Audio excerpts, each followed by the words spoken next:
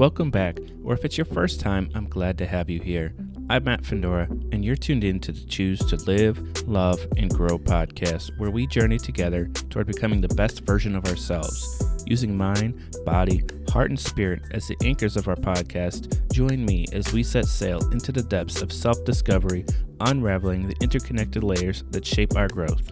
If you resonate with today's conversation, consider subscribing to the podcast. Your support means the world to us and ensures you never miss an empowering episode. Welcome back, and thank you for tuning in to another episode of the Choose to Live, Love, and Grow podcast, a podcast all about being the best version of yourself through mind, body, heart, and spirit. Today, I am joined by Brandon Davis.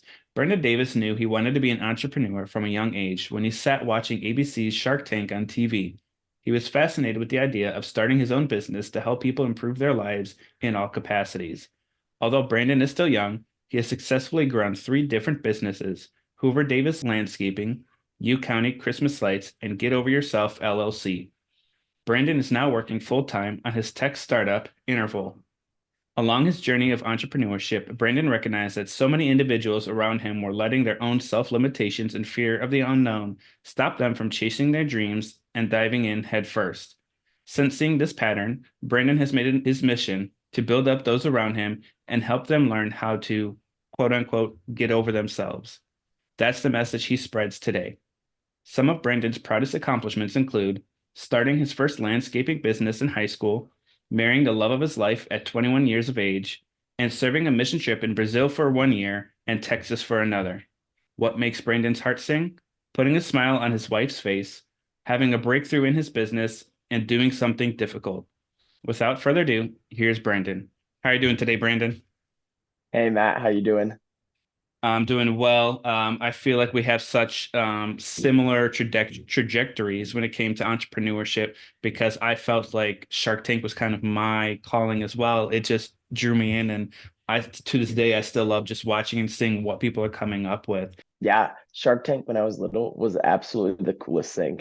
And this may be dramatizing it, and anyone who's listening is like, okay, dude, it was just a TV show. It's not that big of a deal. But I remember when I was watching it when I was younger, and I was just so fascinated by these people because it's somebody you could pass in a grocery store. It's somebody you can see at your local park or they go to your local church. It's like you would picture these people or you would see these people and think it's just like an average person. Sometimes you picture business owners and entrepreneurs as like these big wigs and they drive fancy cars, wear the nice suits, they're influential, they're famous, they're powerful, they have all this money. But in the real world, it's just an average person just trying to get by, spread joy to their family, and make something that's going to benefit the world. And so when I watched that when I was younger, I would just look at the TV and I'd watch it with my dad and I'd just look at him and then I'd point at the TV and say, I want to be like them when I'm older. Wow. How old were you when you first started watching it? Oh man, I remember we started watching it back when I was probably in second or third grade. So when I was really young. Give a lot of credit to my dad. My dad was very busy, especially when I was younger. But he always made time to come home and eat dinner with the family. He would hang out with my mom. He'd hang out with me, my siblings. And so even if he would still be working when he got home, he might sit down on the couch, whip out his laptop, and get some more work done. But he never feared throwing on that Shark Tank or the baseball game or whatever, just to spend time with me as well.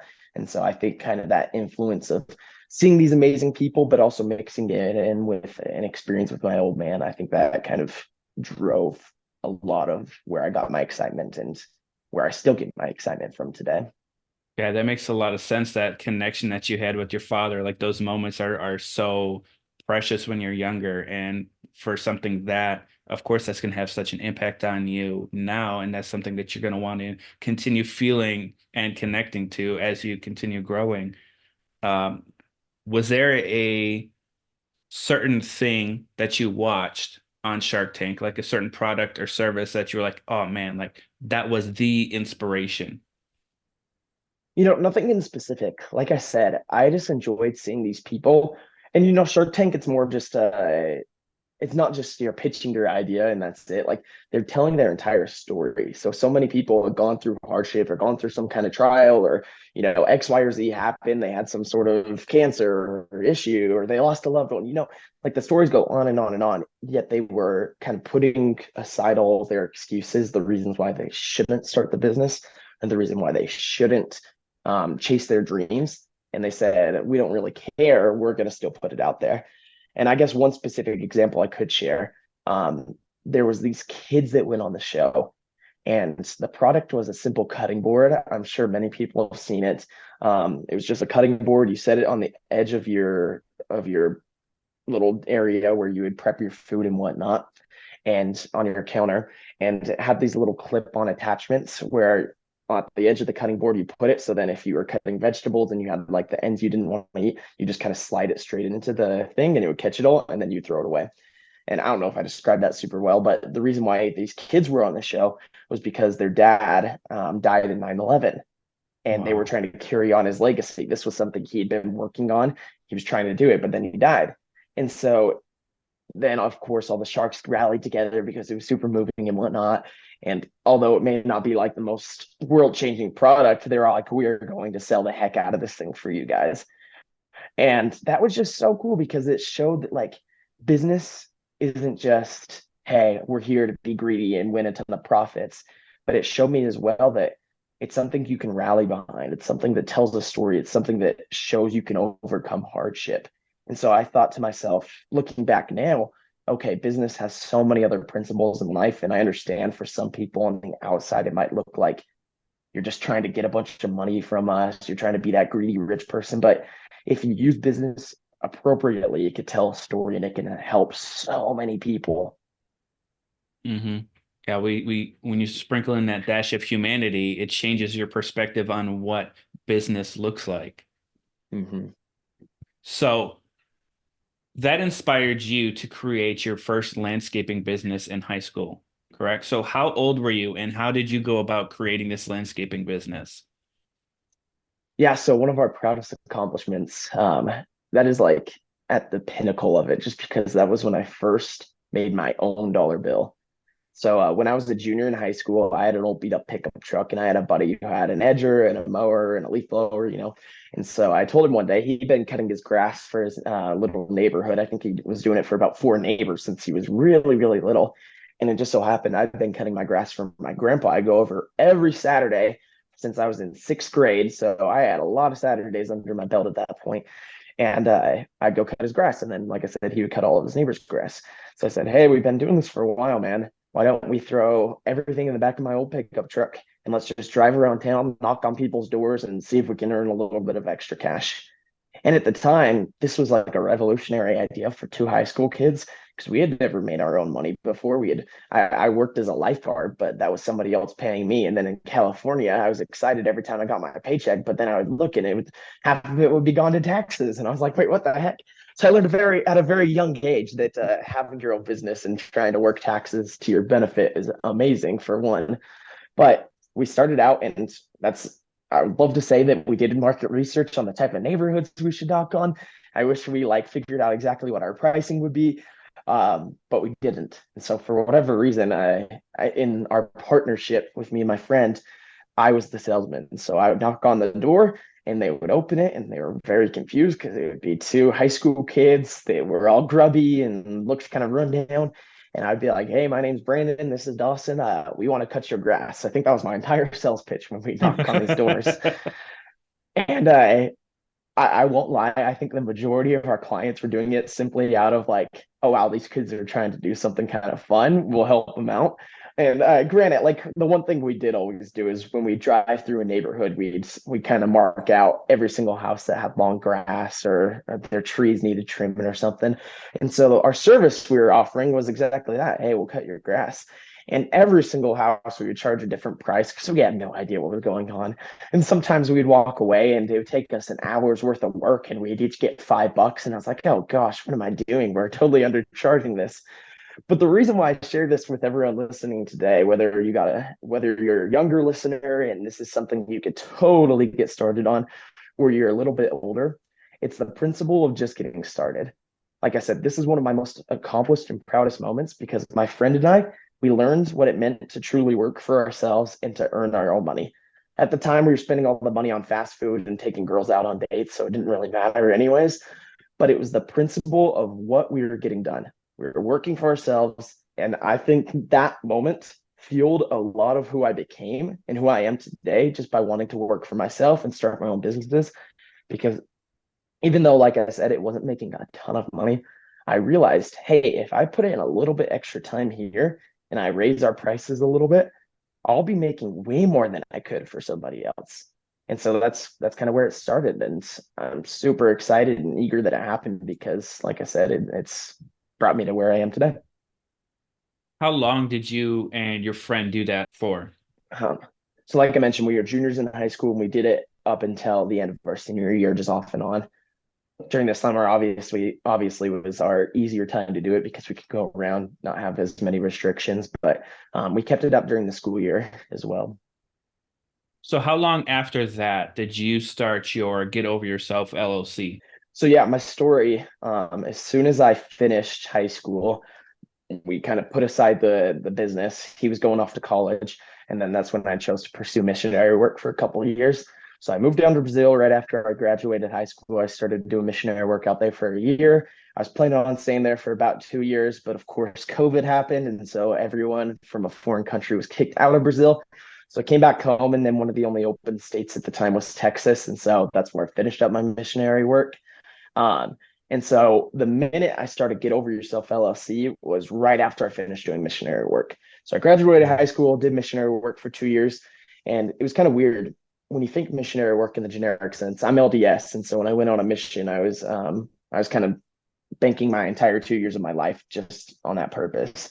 And so what that means when you're a missionary for my church, you don't work another job. You generally don't go home for the holidays or anything like that. You are dedicated. Those 2 years are just helping other people wherever you're at. Um, and so besides the whole COVID time when I came home and whatnot, I was fully expecting to stay in Brazil, not come home for a couple of years and just work my butt off. Um, so right when I got off my mission, I just spent these 2 years of trying to help people, bring them closer to Christ. But at the same time, especially down in Brazil, I would teach them English. I would serve them in Houston. We did a lot of landscaping projects. We just helped the community as best we could. So I got this huge sense of like, my life isn't as big as it seems. I need to help other people as well. But then I had the dichotomy of, okay, I haven't worked for 2 years. I need to make a little bit of money now. I got to go get an education. And that's kind of where it got to. And so when I finished, I was kind of praying one day and I said, God, I need to kind of start my own business. I need to focus on myself and my future family right now because I'm out of cash. I spent 2 years just purely serving you. I need to do some things for myself for a little bit. But at the same time, I still want to help your children here on this earth. And so as I was kind of praying and trying to get some inspiration and thoughts and feelings on what I should do, for whatever reason, I had this idea of starting a podcast come into my head. And from there, the podcast has transformed into a little bit of consulting. I work with a couple sales companies here in the area for their salesmen who go through kind of the mental struggle of denial and rejection day and day. And so my kind of goal with them is saying, hey, our life is a lot smaller in the grand scheme of things. But at the same time, you're able to get over yourself, the message I spread today, and you're able to kind of get out of your self limitations, stop facing the fear of rejection in a negative way, but turn it into a positive thing. And so I spread that kind of on the podcast I started today, as well as on consulting for those sales companies I do. So is that the theory and the concept behind Get Over Yourself? Yeah. So, like I said, a lot of my story stems from when I was a lot younger. And I feel like a lot of the principles I told and taught myself were from when I was very young. And so back when I was in middle school, I remember I would tell this joke, get over yourself, to my friends. That's all it was when it started. It was just a joke. And so back in middle school, what are the things you have to worry about? You have to worry about whether or not your teacher is going to give you a good grade on the test. You have to worry about if you're going to do good in your sporting event that evening. You have to worry about if your crush likes you back or not. It's these little things in life that, looking back on it in the grand scheme, have absolutely no value. But when you're in middle school, when you're at a young age, that is like the biggest thing on earth. Like, if Yeah. I don't play good in my basketball game tonight, everyone in the school is going to think I'm terrible. And my coach is going to cut me from the team. Like these little moments matter a ton when you're younger. And so I would tell my friends it's just a joke, like when they would be going through that, when they're Christian like them, when they got the bad grade on the test, when their parents were mad at them, I'd say, you're fine, get over yourself. And so it was always kind of this ongoing joke, and my friends would roll their eyes and I would laugh. But after a couple of years of saying that, I realized that phrase had so much more power behind it than I originally thought. It started off as a joke, but after I realized, like, no, this theory of get over yourself is a lot more powerful. It started changing my own mindset, and that's why I spread it today. Because if you can learn to let the little things go, to recognize that these moments in life, most of the time, they're very small. You're going to have the big moments, but let's be honest, the majority of the time, they're going to be small moments that if you can reflect them in a positive manner versus a negative manner, you're going to reflect your overall happiness and you're going to become happier. So it's the theory of getting over yourself, getting over your self limitations, getting out of your comfort zone, not letting the fear of rejection face you, and just putting yourself out there in the world. And even if it doesn't go according to plan, just remembering that it's a small moment in life and our life is made up of these small moments. So if we could turn the small moments from a negative experience to a learning experience or a positive experience or something we can learn and grow from, then overall it's going to turn us into a better person. Yeah, I love that. It really is all about those small moments and essentially what you said, what value are you placing on that? Is it in this positive light or is it in the negative light? And that's going to dictate your path moving forward. Are you going up or are you going down? Definitely. And one example I always like to share as well is, and this is one I'm still working on, to be quite candid with you guys. I get road rage so bad. I'll just be driving down the road and when somebody cuts me off, I'm like, what the heck? I start screaming at them and stuff. And I always have to remind myself, dude, life is not about you. You have definitely cut people off in traffic before yourself. You need to get over yourself. And as small as that example is, I feel like I can always share that one because everyone goes through it. Everyone gets road rage at some point. And Mhm. so it's kind of a joke to myself as well now where I'm like, okay, you can't be preaching this message of get over yourself and not practice it. Yeah, that's a great example. Everybody gets in those moments, but the more aware you are that that's a small moment compared to the bigger picture, the easier it is to, like you said, get over yourself and let go of all of that anger and frustration. Exactly. So, how long have you been doing your podcast now for? How many episodes do you have? I believe last week, I'm just around 120 now. I think last week was 118, I want to say. Okay. And I've been doing it for about 2.5 years now. Who does the audience resonate with the most? Like if you had to pick, a top three episodes or top three guests, who would they be? It's hard to say because obviously you can just go purely based off the numbers of how many listens one episode got. So that's kind of an easy way to do it. Some of the ones where I've gotten the most impressions, though, there's a man named Casey Baugh. He's just a local entrepreneur here in the state of Utah, and he can resonate with anyone. Doesn't matter who you are, what you do, what you have to say. His voice can just connect to anyone. So his story that he shared of his own hardships in life and how it turned him into the person he is today. I feel like it's just resonates with everyone. He came from a household where it was a good household growing up, but it was nothing fancy. It was kind of the typical American story where they weren't well off, but they got by. And he just transforms that story into kind of everyone's journey. And so he was able to speak on that. And I feel like a lot of people connected. Another interesting guy I had, maybe this one's more personal. I don't even know how the episode did with other listeners, but his name was Junior Ray Bubran. And his message has always just inspired me because what he does, he works in the US for about 6 months to 9 months of the year. And he saves up as much money as he possibly can. He lives very cheap. He doesn't do anything extravagant. And after the 6 to 9 months, after he saved up enough money, he goes to third world countries. He brings clothing. He brings kind of any medical supplies he can, just by himself. I wish he started an organization because I think it would go a little bit farther. But he does all this by himself, saves up every bit of money in cash he can, goes to these third world countries and lives there the rest of the year and completely just serves the communities. He brings what he can. He leaves everything behind. And he said he usually shows up with 6 suitcases and he leaves with none. And then he comes back to the US when he runs out of cash and he starts over. And his story to me, albeit like not very many people can live like that, that is very difficult. I don't know how my wife and I could survive like that, but he puts aside everything. He just makes a little bit of money and he turns around and just gives it straight back. So his story was just so inspirational to me and helped me recognize the fact that I need to put myself out there more and serve God's children more, because there's always a little bit more we can be doing. Mhm. Wow, that is an impressive story. Are there 3 to 5 takeaways of lessons you've learned by interviewing people? What would you say those 3 to 5 things are? That is a good question. I feel like you're going to resonate with a lot of these having your own podcast. Honestly, I think a lot of it comes down to you learn a lot about a person when they're behind a microphone. There's some stories you share when you're not recording, when you hit end recording, and you just learn a lot about a person. Heck, Matt, you and I have known each other for a few years now, and every Hmm. time I see you on LinkedIn, even though we haven't like chatted over the phone in a while, every time I see you on LinkedIn, it puts a smile on my face because I know how authentic you are. And I say that because a lot of times, especially on LinkedIn, social media is like this in general, but LinkedIn is like the land of I'm going to sound super official. So that way, one day, if somebody looks at my resume on here, I could land the perfect job. Like LinkedIn is full of a bunch of phonies, in my opinion, and it drives me nuts. But when I see some of your posts, it's like not the traditional LinkedIn post. It's, hey, do this to become a little bit happier. Hey, this is how I overcame X, Y, or Z. Hey, and it's practical advice. Whereas Hmm. most of the time, do this if your business wants to earn thousands of dollars a month extra in MRR. And I'm not saying that's bad, and there's a place for that, and it probably is Hmm. LinkedIn. But the reason why I bring you up specifically is because I got to know you.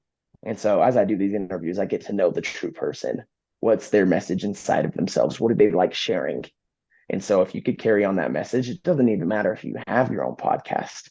You can do that with your friends, your family, your coworkers, a mentor of yours, somebody you go to church with. Like picture the people around you in life that you emulate, that you want to try and be more like, that kind of light you up inside, that are just good people.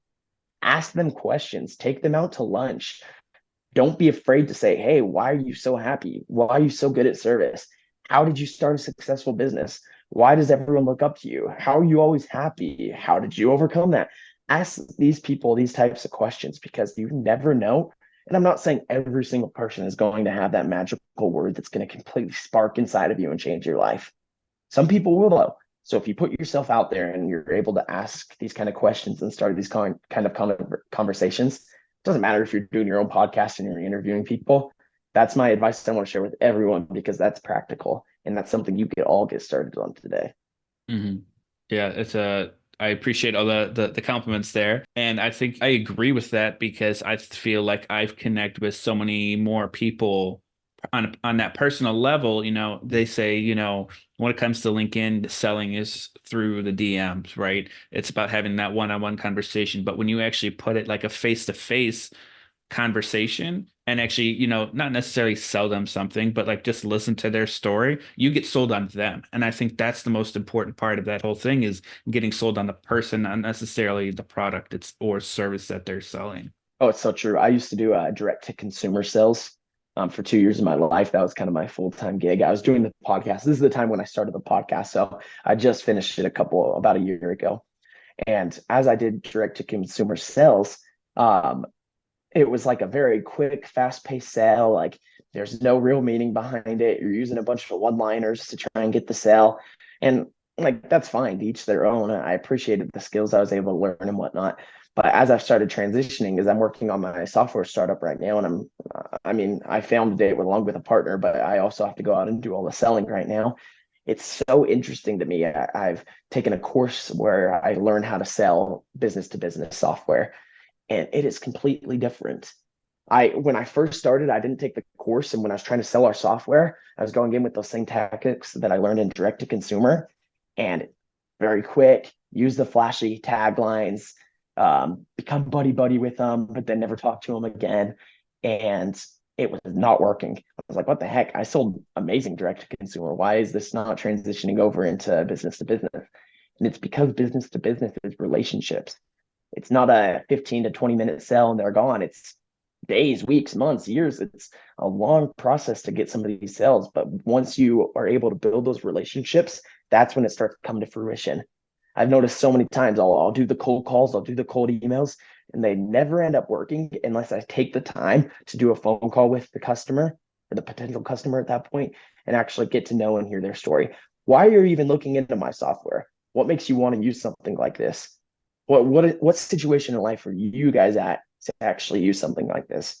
And Hmm. so I just realized that once again, to each their own. There was a place for that in direct to consumer, but going business to business now has taught me those interpersonal relationships. They matter so much, and it doesn't seem like they always will, but they do.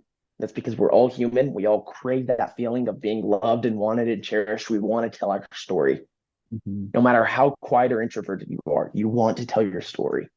So don't be afraid once again to go get that person in your local church, go find that old college professor, go talk to one of your friends who's successful right now. Don't be afraid to go start those conversations because you never know which one of them is going to be that little spark or ignition you need inside of your life to do whatever you're chasing. Hmm. What other takeaways do you have from doing your podcast and interviewing people? Yeah, I think a lot of times, and this one's kind of an opposite approach. Um, I just recently joined a software platform. I think are you on it, Matt? It's Podmatch. I don't think so. Okay, well, here's a little shameless plug to them. Wish I was sponsored by them because they're growing like crazy right now. But it's a community of podcasters where you can find guests and you can find hosts and you kind of link them together so people can continue to get on other shows and spread their message. And it's basically a networking platform for podcasters. I But think I one am. I think now that you're saying it like that, I didn't know that's what it was called, but yeah, I think I do. Well, there I you am go. connected in that. That's hilarious. You got to get back on there, man. You're probably paying you don't even know Yeah. it. But one caveat I've learned having done the show for a couple years now is a lot of times people seem really, really good on paper. And once again, I'm not trying to discredit anybody. Everyone has a story to tell, but you also have to be realistic. You can have the guy down the street who hasn't really done much with his life, which is the reality of it, but he still thinks he has a million things to share. And I understand that everyone's in their own journey and his story might be perfect for somebody, but it's interesting to read somebody's bio off of social media or this pod match. And on paper, they seem like the most amazing and fascinating people. And then when you hit record, they're drab, their story doesn't resonate. At least personally, it doesn't resonate with me. And they're simply on there just to promote themselves or the book they're selling or the course they're selling. And I think back to myself and I'm like, they're not understanding it.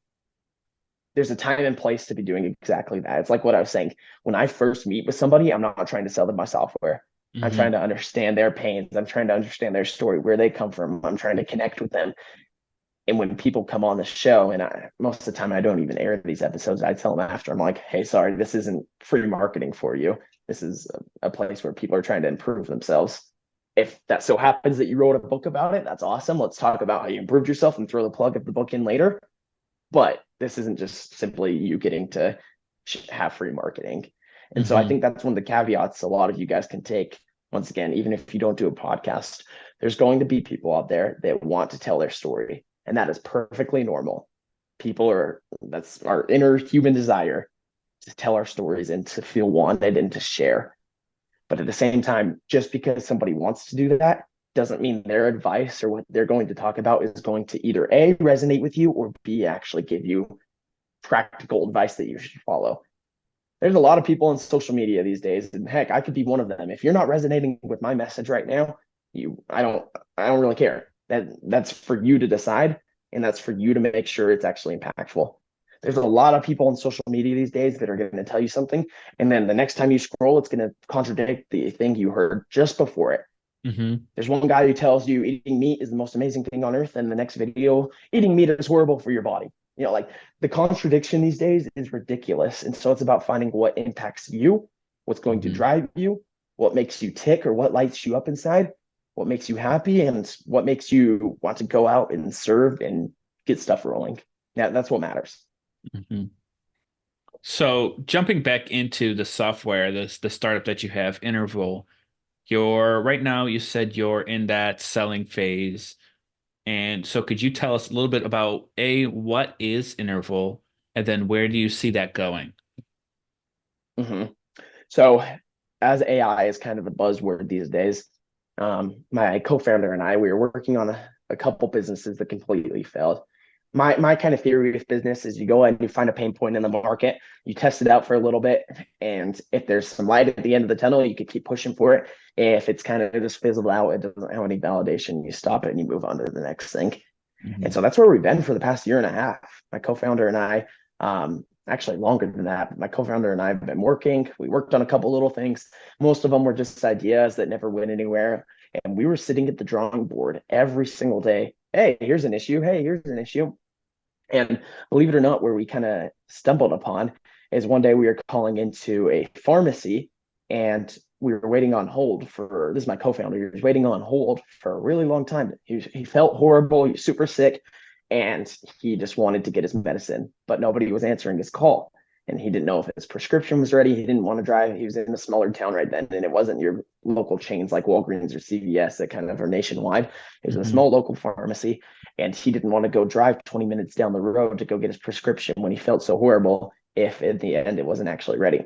And so he waited on hold, and it took him hours to get the entire thing. And it was just a very long process simply because nobody could answer his call. And on the contrary, and this kind of where it was funny for both of us, that happened to him. And then about 2 weeks later, I was in a very similar situation. I was having Thanksgiving with my family down in California, and I was just feeling awful, awful, awful. And so I'm laying on the couch, and the exact opposite happened where I called into my local pharmacy. It was a Walgreens, so a little bit of a bigger chain. And lo and behold, an AI receptionist answered the phone, and I was able to check on the status of my prescription within 2 minutes, and I had my answer, and it was ready, and so I drove down and got it. And so our contrary like difference in that situation was simply nobody answered his phone call, where my call was answered within 2 minutes. Mhm. And so then we were like, okay, there's definitely an issue here. He hated waiting on hold. He felt horrible, and then nobody likes the elevator music playing in the background, blaring in their ears. And then if Yeah. you step away from your phone for 5 minutes, of course, that's when they finally answer the phone and you miss them. Or you play that phone tag where they call you and you miss their call because you don't have the number saved. And we noticed that was a huge issue. And most of Mhm. the time when people call in, it's a very simple question. They just need to schedule an appointment, or they have a very simple question that they couldn't find an answer to on the website, or X, Y, or Z. And so what we did is we started finding industries where they miss a lot of phone calls. And we eventually targeted or found the automotive space. So your mechanics, your local mechanic shops, Mm. that as they're working on your cars, they can't always answer the phone. And you guys can test this theory a lot of times, not all the time. There's mechanic shops that are big enough, but the majority of the time, if you go into a mechanic shop, there's nobody at the immediate front desk because they're all actual mechanics. They're all out in the shop. And so it takes them a couple minutes to walk out and, hey, what do you need? Oh, you're dropping off your car. Okay, perfect. Or on the reverse effect, when the phone rings, a lot of times it just goes straight to hold or voicemail, and they end up calling you back because once again, they're just out there working on the cars and they couldn't get to the phone quick enough. Or they Mhm. were at a part where they're working on the car and they simply couldn't stop to answer the phone right then. So what Interval does is it's an AI receptionist. So it answers the calls, it responds to any basic customer inquiries. So anything that the company can provide us with answers, it answers those questions, and then it schedules out appointments. So these auto shops that are super busy working on the cars, that's all they have to focus on now, and they don't have to worry about scheduling customers. We handle all the communication, both via texting and phone calls, to make sure that their appointments are continuous and they never miss anybody. It was kind of interesting too because when we first started, it was purely just because we were like, oh, this industry misses a ton of phone calls. But we found out that in the automotive space, 63% of all automotive businesses at that point were missing customer phone calls on a frequent basis. We're talking they miss phone calls every single day from customers. But on the contrary effect, 77% of all first time callers. So, Matt, if you're looking for a mechanic down the road, there's probably five within your vicinity where it's about a 5 to 10 minute drive that you're willing to actually go take it into. Somebody wants to drive far, especially if your car is having issues. And Mhm. so you look on Google Maps, if you call the first one and they don't answer, 77% of all first time customers choose to work with another business simply because they didn't answer their call. And so that's kind of what we preach to everyone is, hey, you're missing these amazing phone calls. They're literal leads coming into you saying, please take my business. You're missing them simply because you're working on the other calls. Let us handle that for you, and we'll bring you Mhm. more business. And that's exactly what Mhm. it does. That's smart. And the fact I like how you did the research on this one, unlike you did the very first business that you had. You Yes, learned. a lot of lessons learned. All right. So now that we're getting to the near the end of the podcast, I have three final questions which I ask all guests, and these questions are over the topics of the podcast name, which is live, love, and grow. So the first question that I have for you is, what advice can you share about how to create a life that leaves a positive impact on the world? I've mentioned this a little bit throughout the entire episode, but I would say the best way you could possibly live your life and help other people live their life in a fulfilled manner is serve them. I just did a podcast episode myself about this topic. The number one thing that gets us going, our body craves it. It's scientifically proven that it produces endorphins when we do this. It's serving your brothers and sisters here on this earth. Serve your spouse, serve your partner in your relationship, serve somebody at your work, serve one of your friends in school, whoever in your area of life that needs something done for them, go out and serve them. Our happiest points in my marriage right now with my wife are when one of us is serving the other.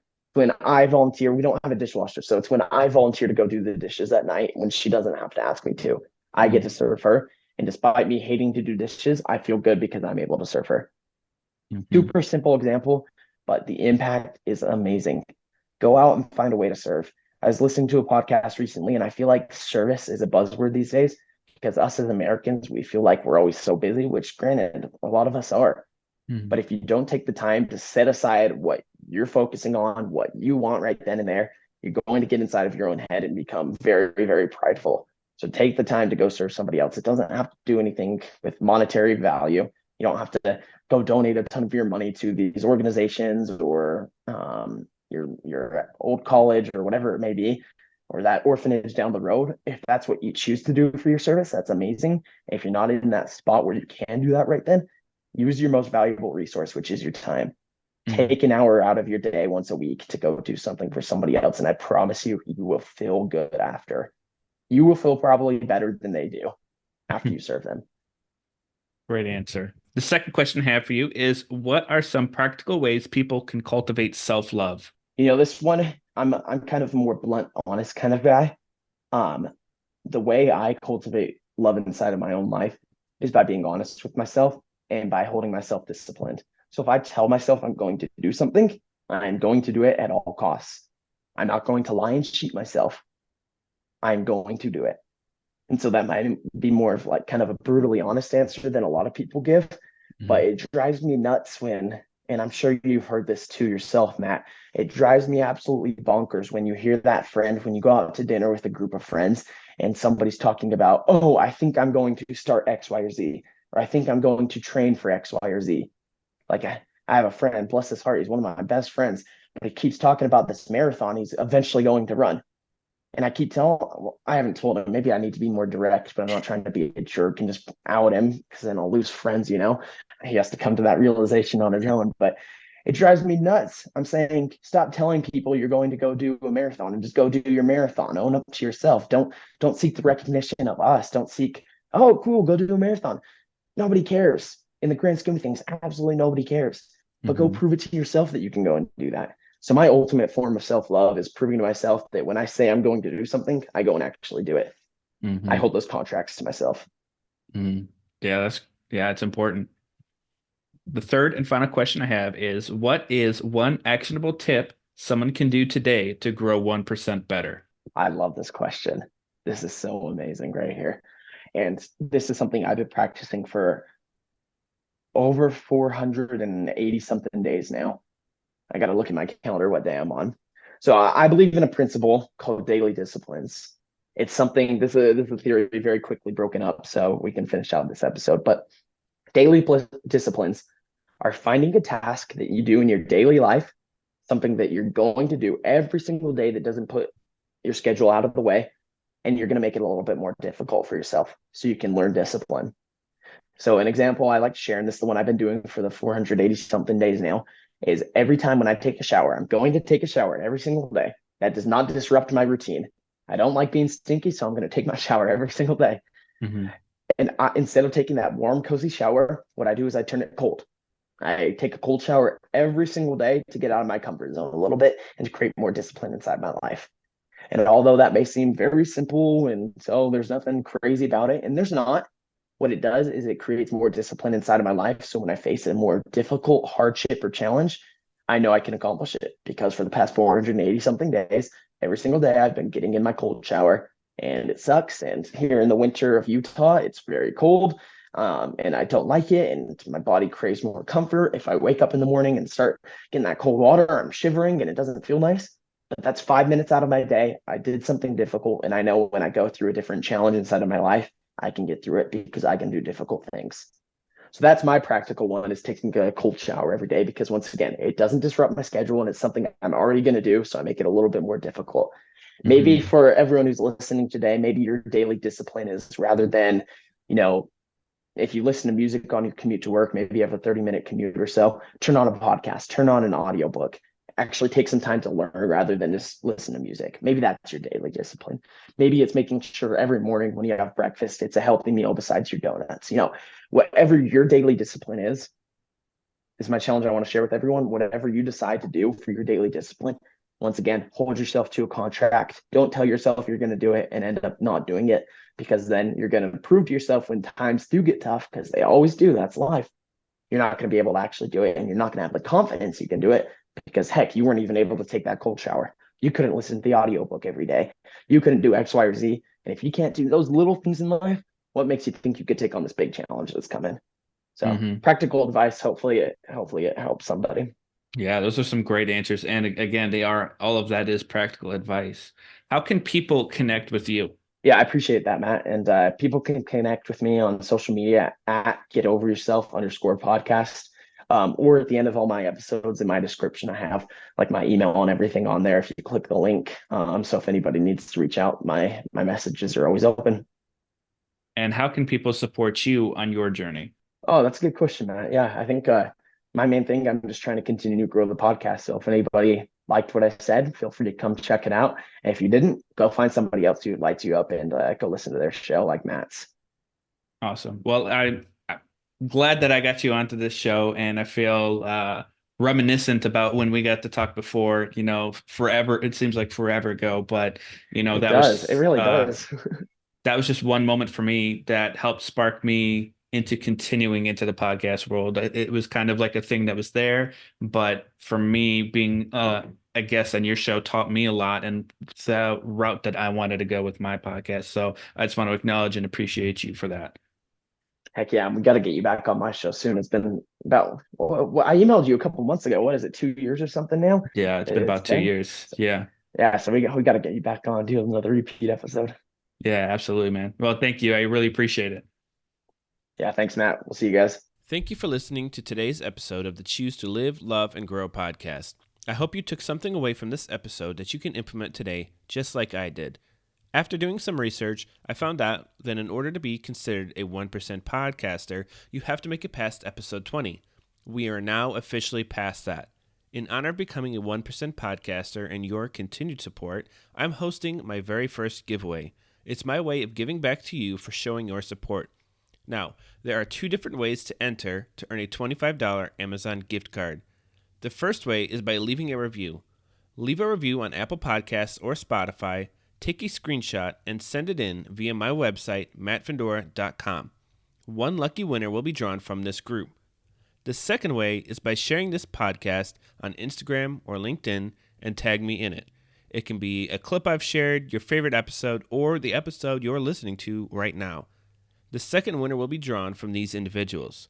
The winners will be announced via email and on April 29th's podcast, so make sure you're following the podcast so you don't miss your name being called. And once again, thank you for supporting me and this podcast. Good luck. No matter what you choose to do, choose to live, love, and grow. Thank you, and have an outstanding day.